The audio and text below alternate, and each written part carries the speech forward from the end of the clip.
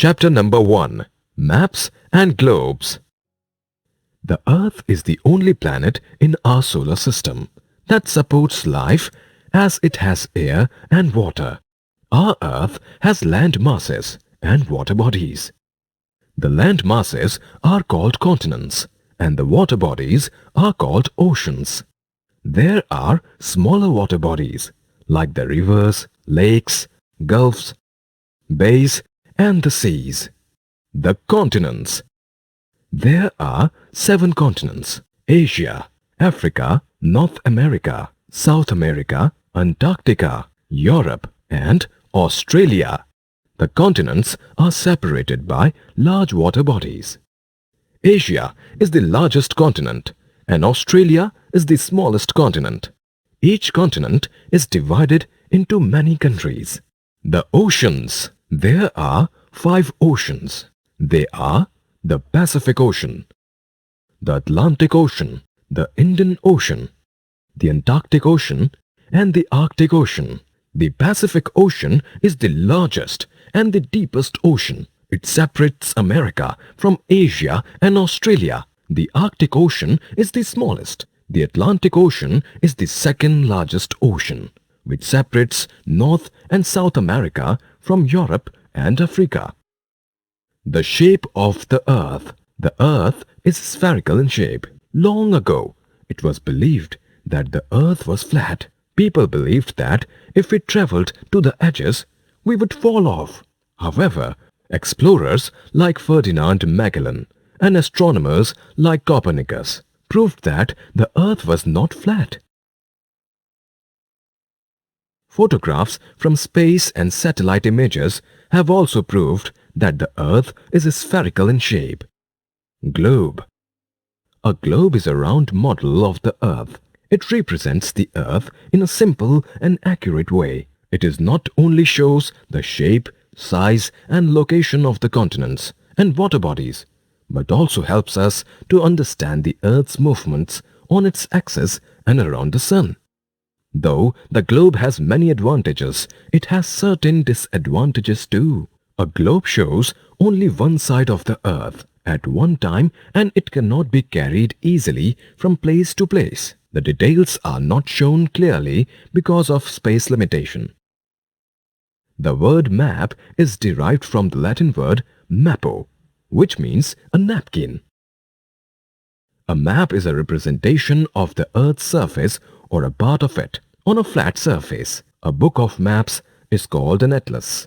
Maps can be drawn on a flat surface to show continents, countries, cities, neighborhoods, and even marketplaces. At times, maps are more useful than globes. However, maps too have disadvantages. The Earth is shaped like a sphere. Hence, the shape of the Earth's surface is curved. A curved surface cannot be shown accurately on paper, as a paper has a flat surface. An orange is a perfect example of the Earth. Now, let us see how the surface of the Earth is represented on a map. Mark 2 points on the orange. Peel the orange from the place in between the 2 points in such a manner that the peel is a single piece. Now spread it on a table. You notice that the surface is not flat. It has creases. In addition, the 2 points that were the nearest are now the farthest. Hence, maps cannot be as accurate as globes, but maps shows more details, especially when a small area is being mapped. Types of maps. There are different kinds of maps. Each kind gives different kinds of information. Political maps. These maps define or show political boundaries of countries, states, cities, and other political divisions. Physical maps. These maps show physical features like mountains, valleys, plains, plateaus, rivers, and other water bodies. Besides these, there are maps that shows crop grown, mineral found in various places, rainfall in different areas, industries, population, transport, soil, natural resources, forest and wildlife. Language of maps. Every map has a language.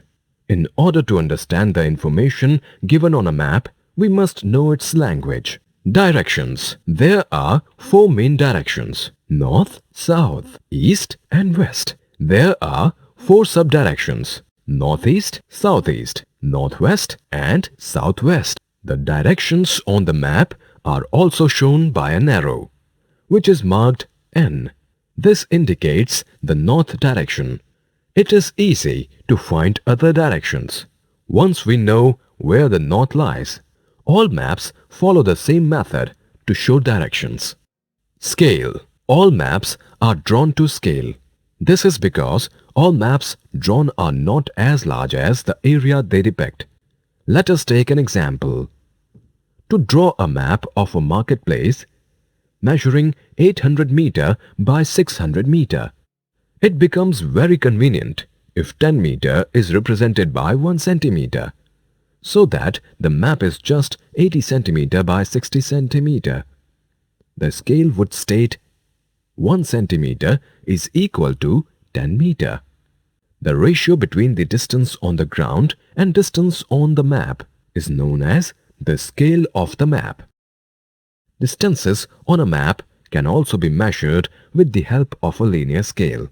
This scale is shown as a straight line, divided into units of length. When the distance between two places, for example Delhi and Kolkata, has to be measured, the procedure followed is as given below. Take a political map of India. Take a thread or strip of paper. Measure the distance between Delhi and Kolkata on the map using the thread or strip of paper. While measuring, pull the thread straight from Delhi to Kolkata. The length of the thread or strip of paper between Delhi and Kolkata is the distance between these two cities. Now, place the thread on the linear scale and calculate the actual distance. Colors.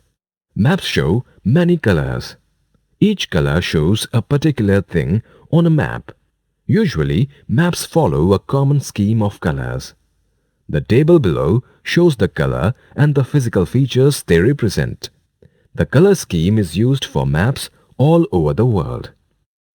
Color: light blue, meaning shallow waters. Color: dark blue, meaning deep waters. Color: green, meaning lowlands or plains. Color: brown, meaning lands higher than plains. Color: dark brown, meaning highlands, that is, hills or mountains. Color: yellow, meaning deserts or scrublands. Symbols. Every map has a key. This key consists of symbols and colors used in a map and what they depict. A map is not large enough to show mountains, lakes, rivers, bridges, temples and railway tracks. Various signs and symbols are used to give information. For example, a black dot is used to show a well or a tank. A land boundary of a country is shown by thick dashes, and a city is marked by a small circle. Hence, we must realize the importance of maps. Maps are very useful to depict areas in detail and also to depict various physical and human-made features that help us to know more about places.